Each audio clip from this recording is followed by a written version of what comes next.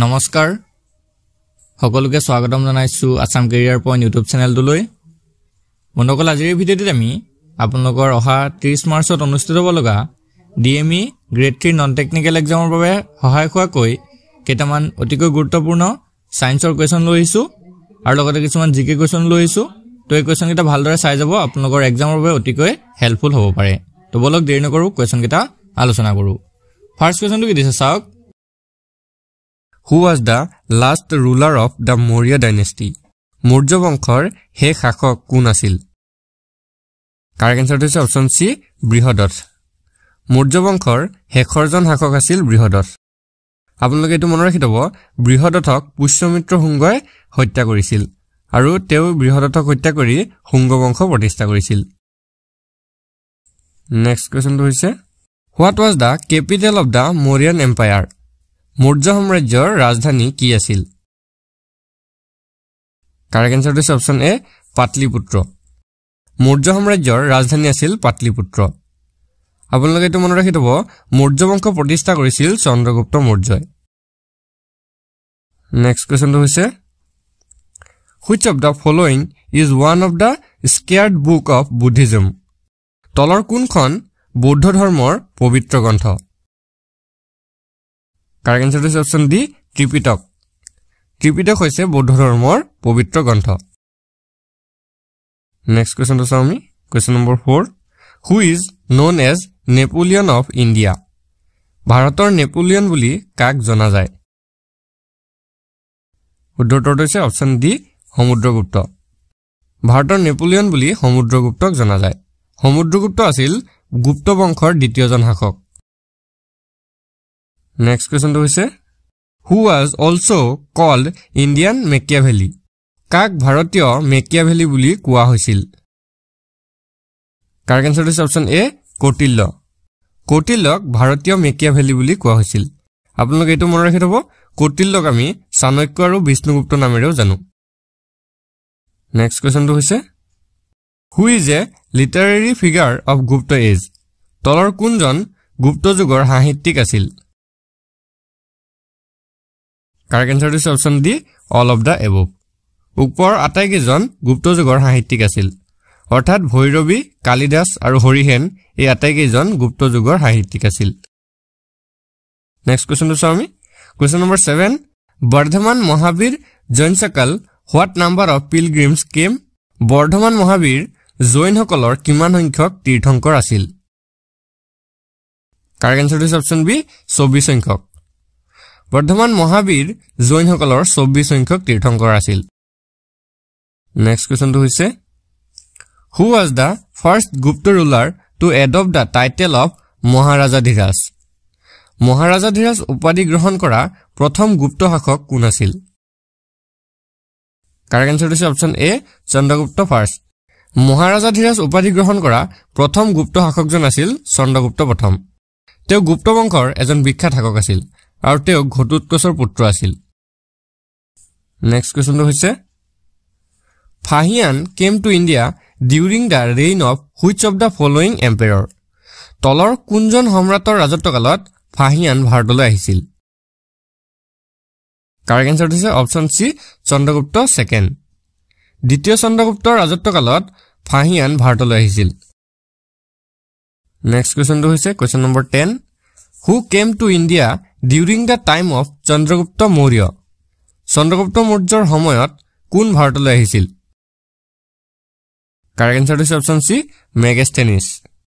চন্দ্ৰগুপ্ত মৌৰ্যৰ সময়ত ভাৰতলৈ মেগাস্থেনিছ আহিছিল।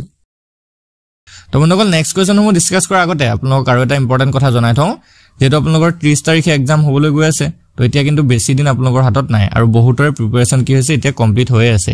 তো আপোনালোকে যদি আপোনালোকৰ প্ৰিপাৰেচনটো কমপ্লিট কৰিব বিচাৰে আমি কিছুমান PDF লৈ আহিছো কেৱল মাত্ৰ 49 টকা পে কৰি এই PDF খিনি আপোনালোকে লৈ ল'ব পাৰিব আৰু এই PDF খিনি যদি এক্সামলৈকে গোটেইখিনি কমপ্লিট কৰি দিব পাৰে আজিৰ পৰা এতিয়াৰ পৰা তেতিয়াহ'লে কিন্তু গোটেই আপোনালোকৰ 50 to 60% সিলেবাস ইয়াৰ পৰা কভাৰ হৈ যাবগে। ঠিক আছে বাকি আৰু ইউটিউবত ভিডিঅ'খিনি আমাৰ দিয়াই হৈছে ডেইলি সেইখিনি চালে হৈ গ'লগে। তো যদি প্ৰয়োজন হয় স্ক্ৰিনত এটা নাম্বাৰ থাকিব সেই নাম্বাৰটোত আমাক WhatsAppত মেছেজ কৰি এতিয়া এই PDF খিনি লৈ লওক মাত্ৰ 49 টকাত মাত্ৰ ভাবি চাওক 49 টকাত কি পায় ঠিক আছে তো সব পিডিএফ আমি 16-17টা মান পিডিএফ আপোনালোকক দি দিম আৰু এতিয়াৰ পৰা ভালদৰে প্ৰিপাৰেচন কৰিব পাৰিব তো বলক নেক্সট কোৱেশ্চনটো চাও কি দিছে নেক্সট কোৱেশ্চনটো হৈছে who was the author of the book Harshacharita Harshacharita গ্ৰন্থখনৰ লেখক কোন আছিল correct answer is option A Banabhatta হৰ্ষচৰিত নামৰ গ্ৰন্থখন বাণভট্টই লিখিছিল নেক্সট কোৱেশ্চনটো হৈছে in India how many states are on the coastline ভাৰতত কিমানখন ৰাজ্য উপকূলত আছে correct answer is option C 9 ভাৰতত 9খন ৰাজ্য উপকূলত আছে আৰু সেই উপকূলত থকা ৰাজ্যকেইখন মই আপোনালোকক এবাৰ কৈ দিছো ৰাজ্যকেইখন হৈছে গুজৰাট মহাৰাষ্ট্ৰ গোৱা কৰ্ণাটক কেৰালা তামিলনাডু অন্ধ্ৰপ্ৰদেশ উৰিষ্যা আৰু পশ্চিম বংগ এটা আমি নেক্সট কোৱেশ্চনটো চাওঁ নেক্সট কোৱেশ্চনটো হৈছে Radcliffe line exist between which country কোনখন দেশৰ মাজত ৰেড ক্লিফ লাইন আছে correct answer is option D India and Pakistan ভাৰত আৰু পাকিস্তানৰ মাজত ৰেড ক্লিফ লাইন আছে নেক্সট কোৱেশ্চনটো হৈছে which atmospheric layer contain ion and helps in wireless communication কোনটো বায়ুমণ্ডলীয় স্তৰত আয়ন থাকে আৰু ই অনাতাৰ যোগাযোগত সহায় কৰে correct answer is option B thermosphere বায়ুমণ্ডলীয় স্তৰ থাৰ্মোস্ফিয়াৰত আয়ন থাকে আৰু ই অনাতাৰ যোগাযোগত সহায় কৰে নেক্সট কোৱেশ্চনটো হৈছে which is the largest river island in the world বিশ্বৰ আটাইতকৈ ডাঙৰ নদী দ্বীপ কোনটো correct answer is option B Majuli বিশ্বৰ আটাইতকৈ ডাঙৰ নদী দ্বীপটো হৈছে মাজুলী আৰু এই মাজুলী অসমৰ ব্ৰহ্মপুত্ৰ নদীৰ ওপৰত অৱস্থিত নেক্সট কোৱেশ্চনটো হৈছে which strait divides Europe from Africa কোনটো জলদ্বীপে ইউৰোপক আফ্ৰিকাৰ পৰা বিভাজিত কৰিছে correct answer is option C Gibraltar জলদ্বীপে ইউৰোপক আফ্ৰিকাৰ পৰা বিভাজিত কৰে নেক্সট কোৱেশ্চনটো হৈছে When is International Women's Day celebrated?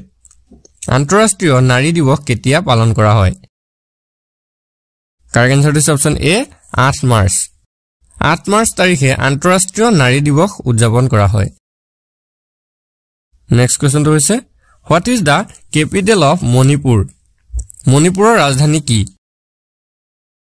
Correct answer is option A Imphal মণিপুৰৰ ৰাজধানী হৈছে ইম্ফল ইয়াৰ লগতে আপোনালোকে এটো মনত ৰাখিব মণিপুৰৰ বৰ্তমান সিএম হৈছে নংথম্বম Biren Singh Next question to Swami question number 19 What is the capital of Ukraine Ukraineৰ ৰাজধানী কি Correct answer is option D Kyiv Ukraineৰ ৰাজধানী হৈছে Kyiv লগতে আপোনালোকে এটো মনত ৰাখিব ইউক্ৰেইনৰ কাৰেন্সি হৈছে ইউক্ৰেনিয়ান হাৰিভনিয়া Next question to হৈছে question number 20 Which of the following is the currency of Thailand তলৰ কোনটো মুদ্ৰা থাইলেণ্ডৰ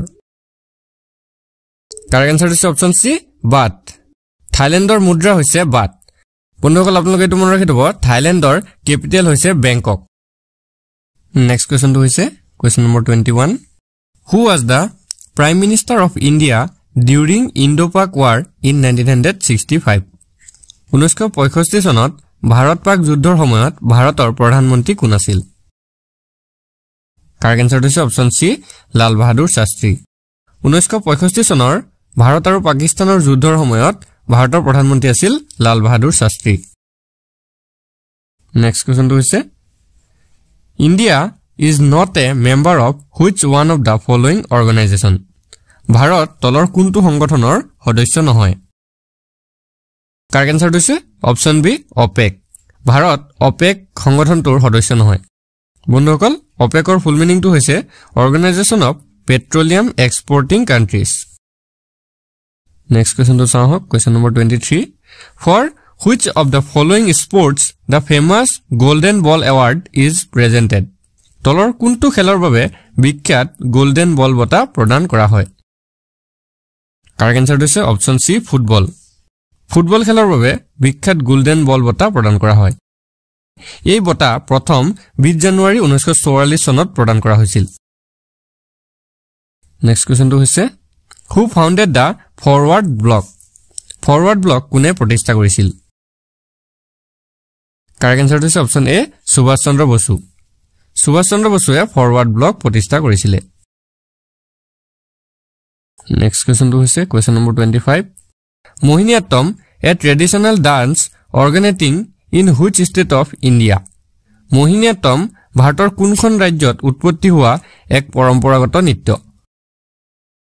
কাৰেক্ট এনসাৰটো হৈছে অপচন সি কেৰালা মোহিনীঅট্টম ভাৰতৰ কেৰালা ৰাজ্যত উৎপত্তি হোৱা এক পৰম্পৰাগত নৃত্য বন্ধুসকল কেৰালাৰ কিছুমান বিশেষ তথ্য জানিলক কেৰালাৰ ৰাজধানী হৈছে তিৰুৱন্তপুৰম আৰু কেৰালাৰ বৰ্তমান মুখ্যমন্ত্ৰী হৈছে পিনাৰায়ি বিজয়ন নেক্সট কোৱেশ্চনটো হৈছে question number 26 which of the following is mostly needed to digest food in the stomach পেটত খাদ্য হজম কৰিবলৈ তলৰ কোনটো বেছিকৈ প্ৰয়োজন হয় কাৰেক্ট এনসাৰটো হৈছে অপচন এ পানী পেটত খাদ্য হজম কৰিবলৈ পানী বেছিকৈ প্ৰয়োজন হয় নেক্সট কোৱেশ্চনটো চাওঁ question number 27 what is the common name of vinegar ভিনেগাৰৰ সাধাৰণ নাম কি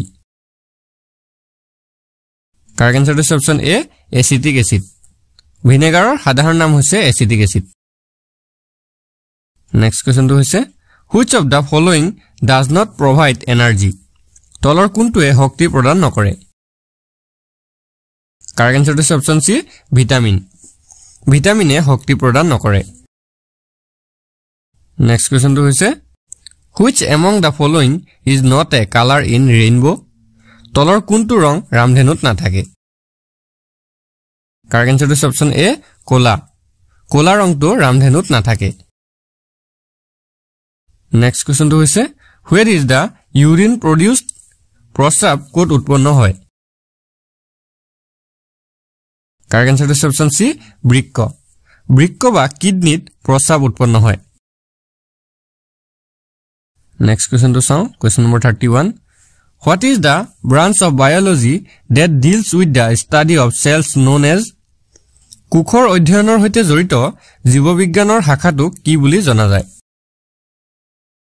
কাৰেক্ট এনসাৰটো হৈছে অপচন এ সাইটোলজি জীৱবিজ্ঞানৰ যিটো শাখাত কোষৰ বিষয়ে অধ্যয়ন কৰা হয় সেই শাখাটোক সাইটোলজি বুলি কোৱা হয় নেক্সট কোৱেশ্চনটো হৈছে Which of the following gases is used in the yellow lamp of street light?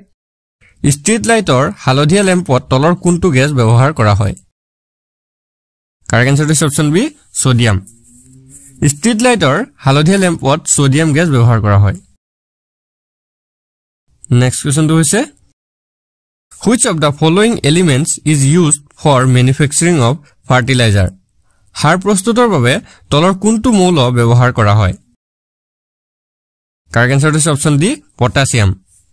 সাৰ প্ৰস্তুত কৰিবলৈ potassium মৌল ব্যৱহাৰ কৰা হয়।